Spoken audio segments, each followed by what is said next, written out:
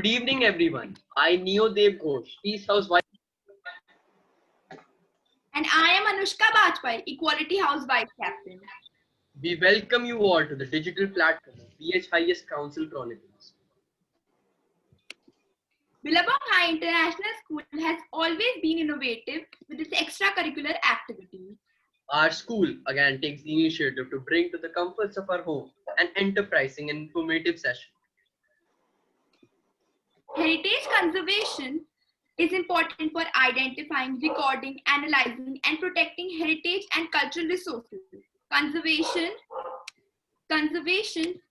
of heritage buildings is an important tool in city development, which can be seen in some cities in the world. Therefore, heritage buildings need an important tool to protect them. Conservation guidelines of heritage buildings are one of the proposed solutions for this. I am profusely elated to take the opportunity to introduce our guest speaker for the day, Ms. Antara Sharma. Ms. Sharma is the principal architect at Kabira, and she follows a comprehensive, inclusive, and integrative approach to conservation, visitor management, and development at heritage places. She also undertakes research work on related topics and is a published author. Without much further ado, I would like to invite Ms. Sharma to educate us and the audience about heritage conservation. Thank you, Anushka and Neo. That was a nice introduction for me.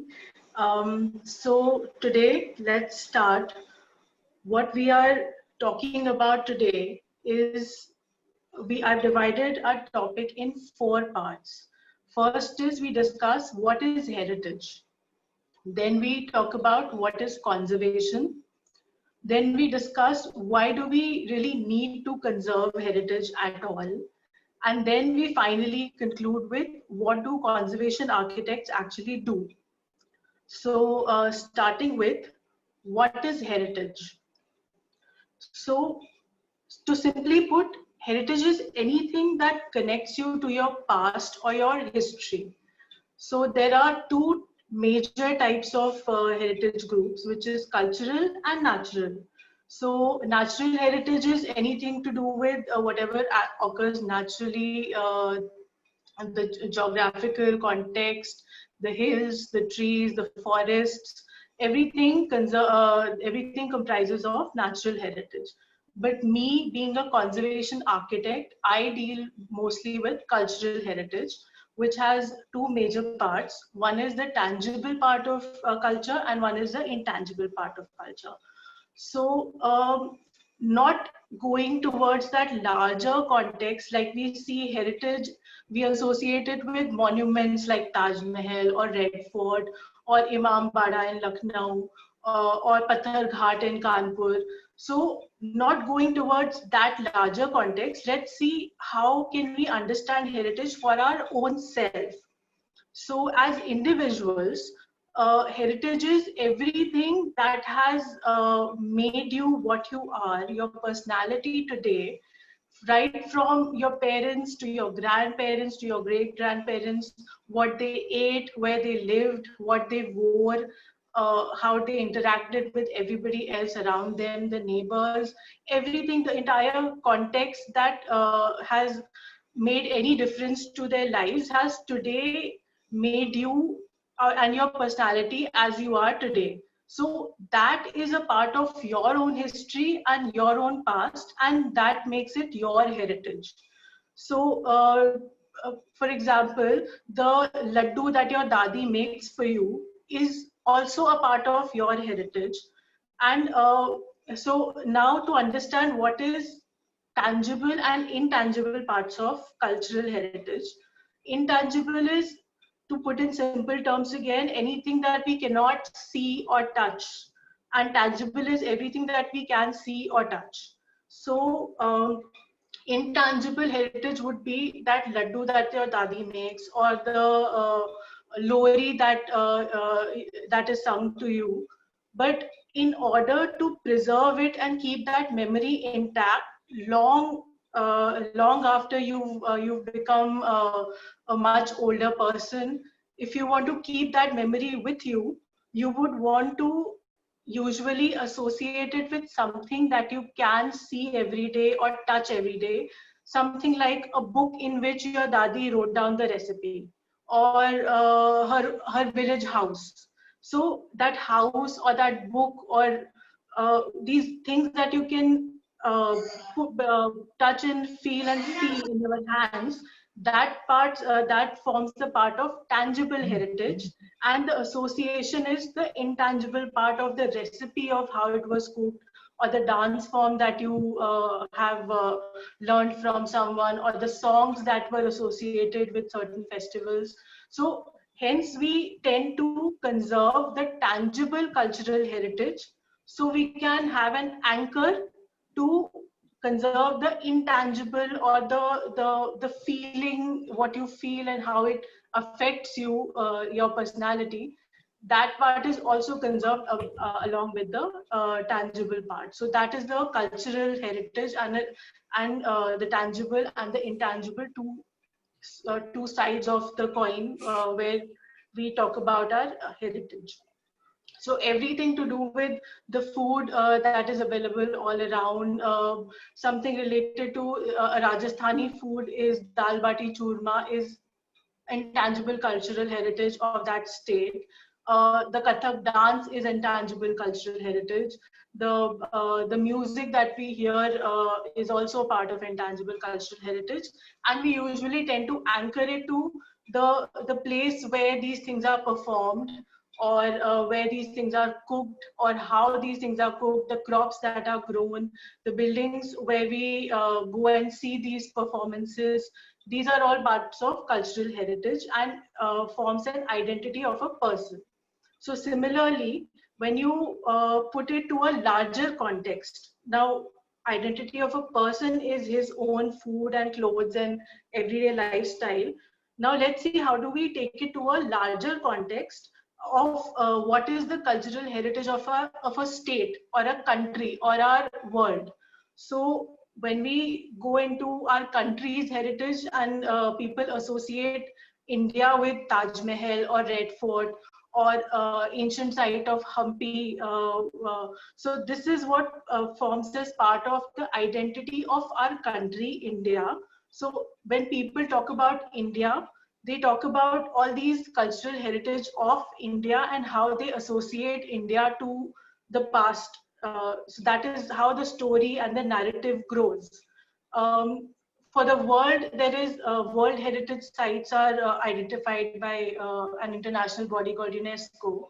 So what is assumed as important for that entire world, like the Great Wall of China, or at some point of time, even Taj Mahal was a part of this list. The Hampi site is a World Heritage. The Red Fort in Delhi is a World Heritage. So Sundarbans in Calcutta is a natural heritage site. So these, all of them form a part of a larger world's heritage. How does somebody sitting as an alien, how do they identify Earth? What do they see in Earth as the most important and the most significant contributions? So that are these sites which we call as the World Heritage Sites. So heritage is not just the monuments that we visit, it's also the part of our identity, what we do every day, what we wear, how we react, what we eat, what we listen to, where we go, how we interact with people, our neighbors, our friends. Everything is a part of our heritage. So the next question is, what is conservation? So conservation, to again put it very simply, is any measure that is taken to extend the life of heritage while transmitting its value to the future generations. So the point of heritage, as we understand, is that from the very beginning, from the past up to present, whatever has happened, however one has behaved, makes the personality of people of today. So hence that heritage is important in order for me to be the way I am today. So in order to keep that alive and keep that heritage passing down over generations, we need to safeguard it. So that is how do we safeguard it, is by finding means to extend the life of this heritage just enough for the next generation to be able to also see it and understand it. Or if possible, if we have the expertise, we do it for as much time that it goes on to the next generation also.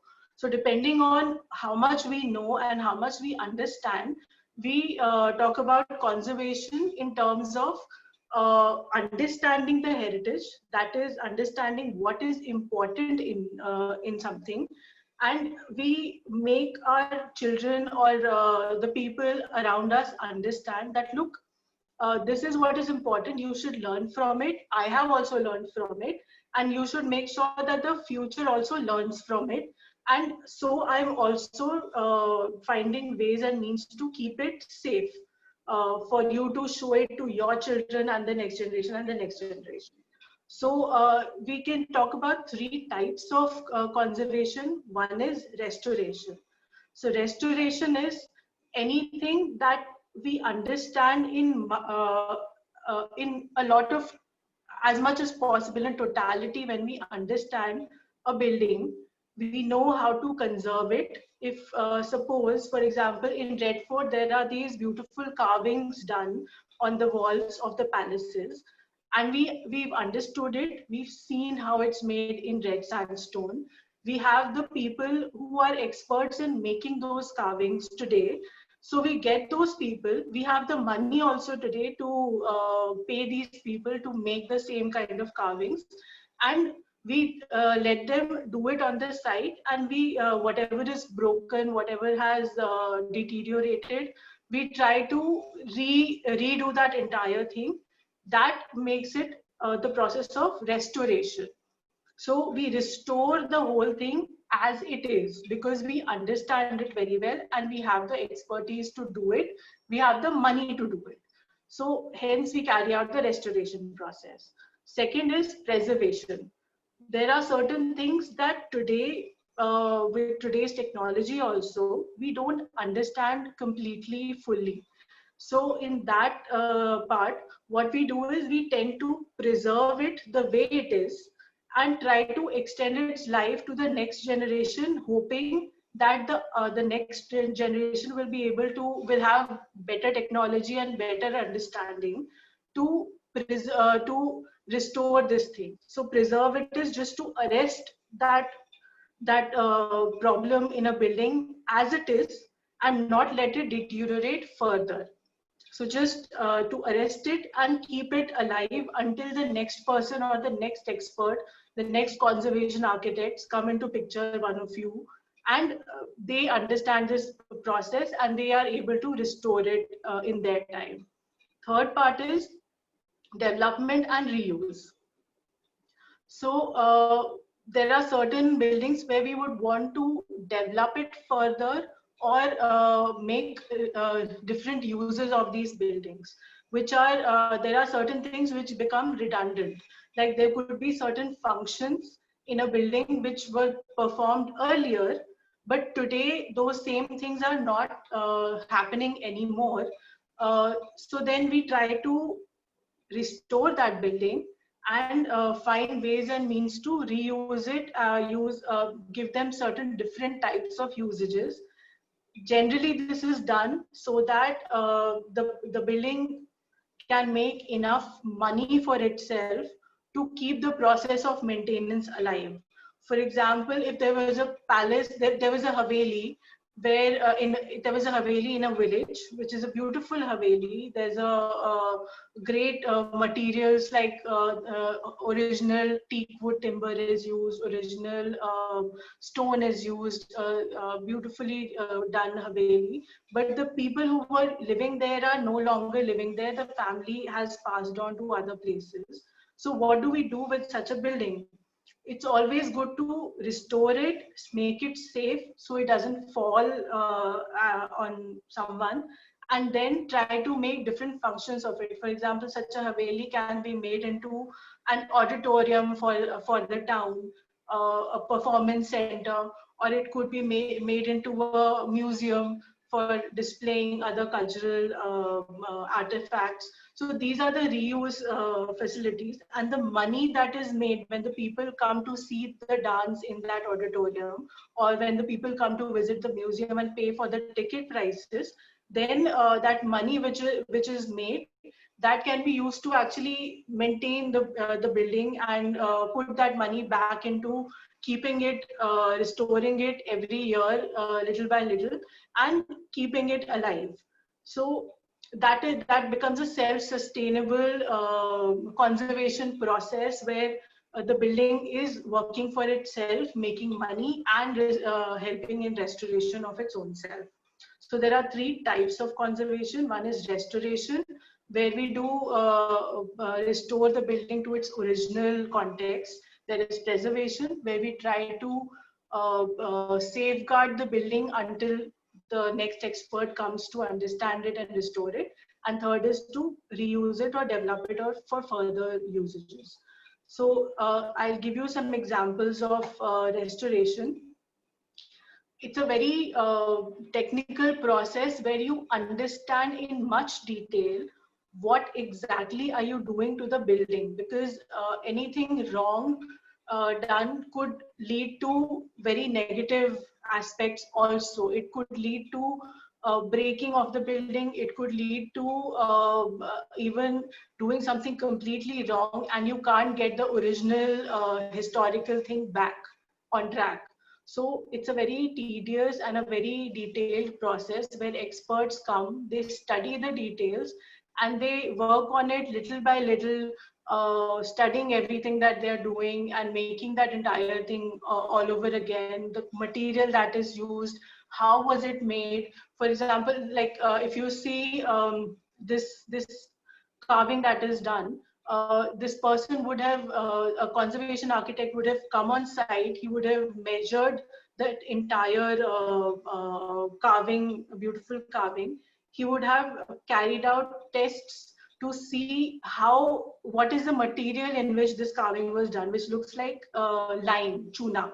So they test out what goes in that lime. It could be many smaller things that go. There's sand, there's that powder bricks, there's clay, there's a lot of things that go into a mixture to make a good mixture. Put the plaster on and then try to carve it out. So he would have, a conservation architect would have come to site, understood the entire process, and then made drawings and told the masons on how to, what exactly is to be done here. And then the expert masons would have come and started doing the carving process in it. So it's a very detailed process of restoration that is followed.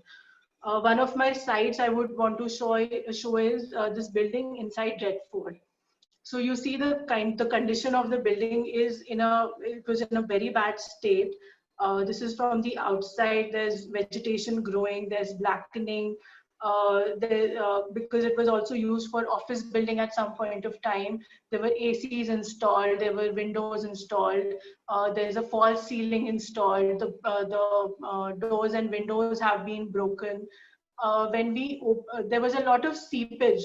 So when we opened the roof where the seepage was happening, we saw that entire original material, it was deteriorated. If you see it very closely, the entire iron sections, everything is deteriorated.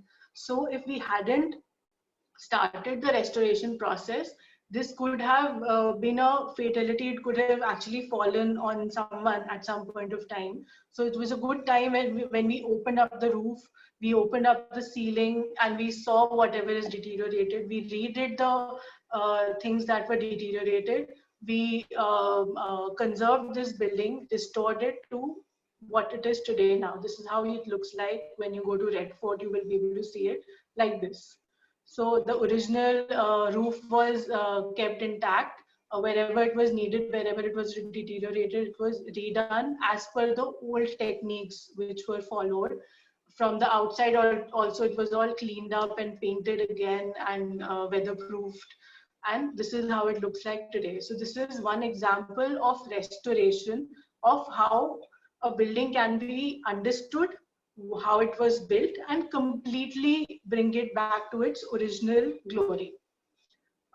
Then again, another example from Red Fort, where you see this is Delhi Gate. When you enter Red Fort, this is the Delhi Gate area. So we there was a road, and there was this earthen mitti on either side, and this was the level that you see. So when you study the carving on both these platforms, you will understand that this carving doesn't look like it's complete. Any conservation architect or expert who's studied in this understands that this carving is not complete, so there should be something underneath it also.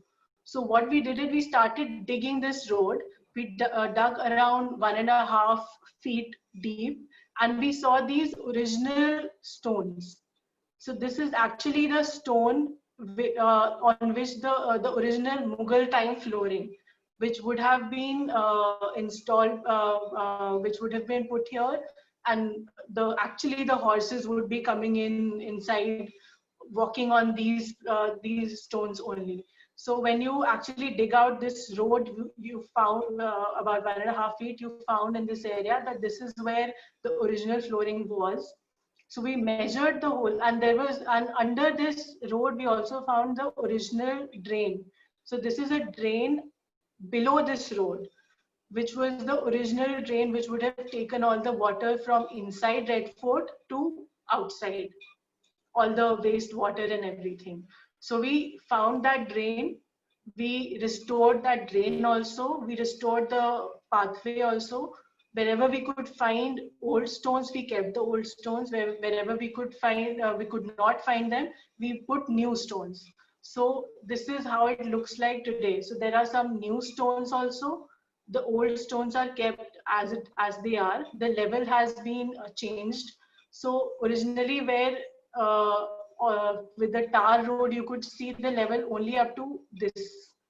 What you see as red is where the road was. So when we dug, this entire beautiful detail came out. So today we can see this at Delhi Gate of Red Fort. When you go, you'll be able to see that this is the original detail which has been restored to its glory now.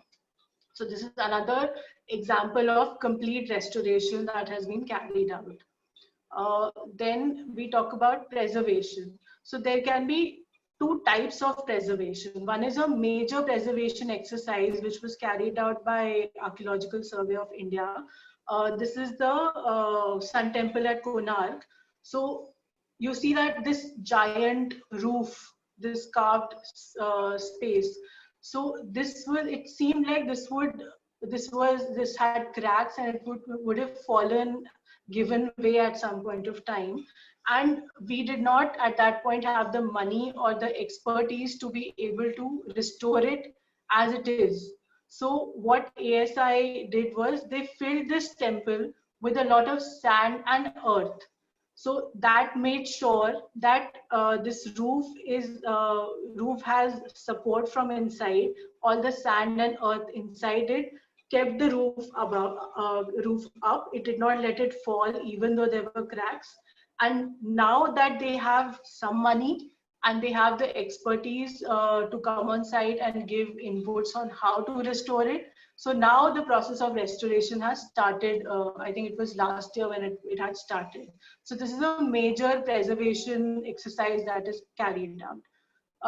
On the other hand, a minor preservation is in Taj Mahal. If you go today, you would be getting this kind of plastic socks for your shoes.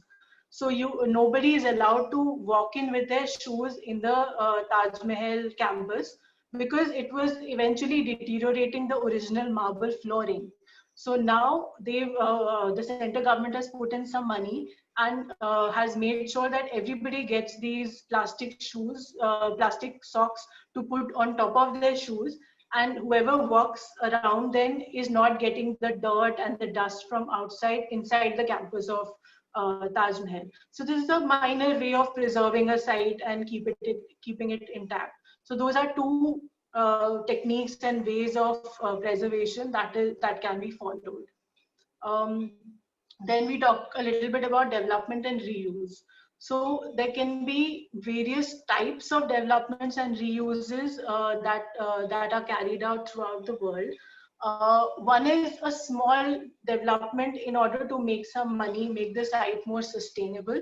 Like this little shop has been made inside Red Fort to sell the publications, the books about Red Fort and other important monuments and sites across our country. The books are sold here. And there is always a person from ASI who will give you advice on where all you can go, what you can visit in Delhi. So there would be brochures. You could sit and discuss with them about the heritage and history. So this is a minor development or reuse plan given inside a monument, whereas something like the mouse is not working. Yeah, whereas something like the other this one, whereas something like this building, this is a major input done by an architect, where the building is preserved. They've done a new construction on top of the building. It totally, the design and how it looks completely depends on you as an architect and your client who's paying you to make this design. So it depends on where you are, what is allowed, what is not allowed, what sort of building is it, to the people around, the community who lives around, the people who use this building, do they like it or not? These are the things that are later discussed, but this is also a major developmental input that is given in heritage structures. Then there are very soft developments happening, like the building that you just saw had been restored. We've made a museum inside that building. So now that anybody comes to the museum and pays ticket for the museum, he pays enough for this building to be maintained, the everyday jhadu pocha, the conservation work to be done wherever the plaster is deteriorated, replastering it, painting it every year, or cleaning the drains. These things can be taken care of when you go to the museum and you pay for the ticket price. So this is a soft developmental and reuse plan in a heritage structure. Then there is something like, this is Devraja Market in Mysore. So this structure, when it was originally made to today, there are it's a major shopping area now. So many smaller shops have been opened inside the building, but this is again the decision of the owners and people who use it. If this seems like something that it's being maintained, the shop owners maintain it every day, they take care of their shops, they make sure that the building is taken care of, it is painted every year. So all these things, if the municipal corporation who owns this building is of the opinion that the shopkeepers are taking care of these things, so in that case, you could maybe let them be and let them keep doing it. You can give them certain guidelines on, please paint only this color, or have this signage that you have put can be of a standard color or a standard text size, or the parking should not be allowed in front of the building. Those guidelines you can always give, and then make sure that it is followed.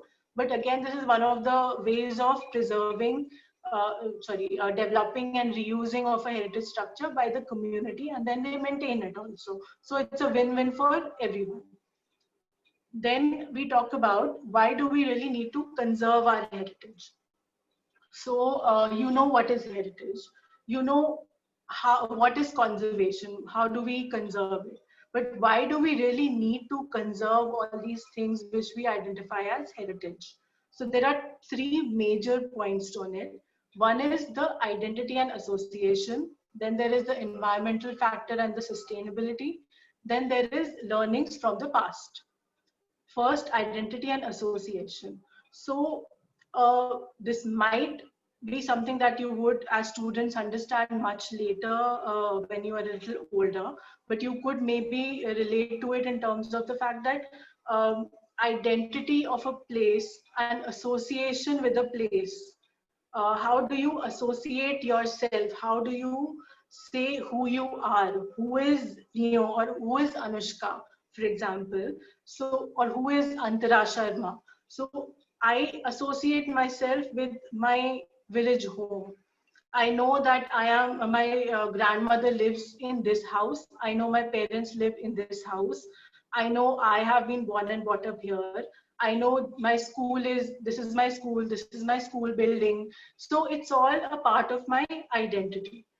And what we see today, we haven't been to the school in the past 4 or 5 months now.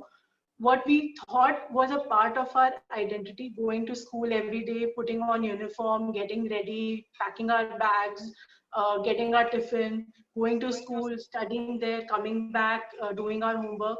That was all a part of our identity, and we associated our life to that school and the school building. Suddenly that has changed. And in the past 5, 6 months, it has been a bit of a confusion as to what are we doing and how do we do this. I mean, this is a major change, that you don't have to go to school anymore. You don't have to take care of packing your bags or anything.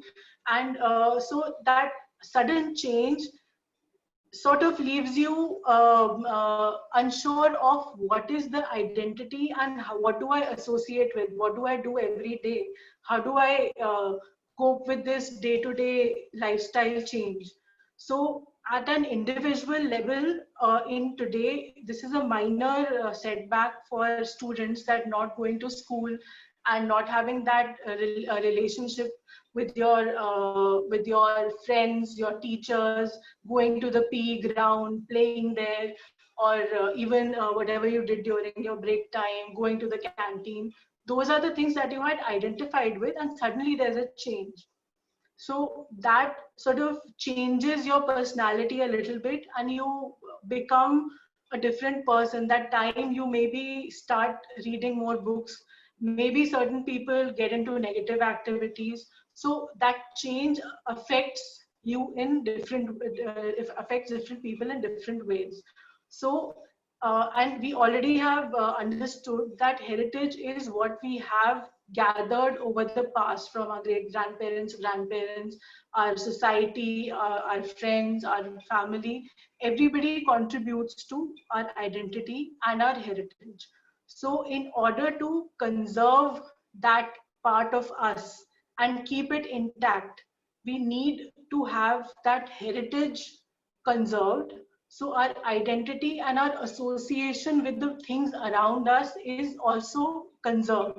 And we have that confidence in ourselves that if anything goes wrong, this is where I can still go, or this is what is this is where I anchor myself or my personality at.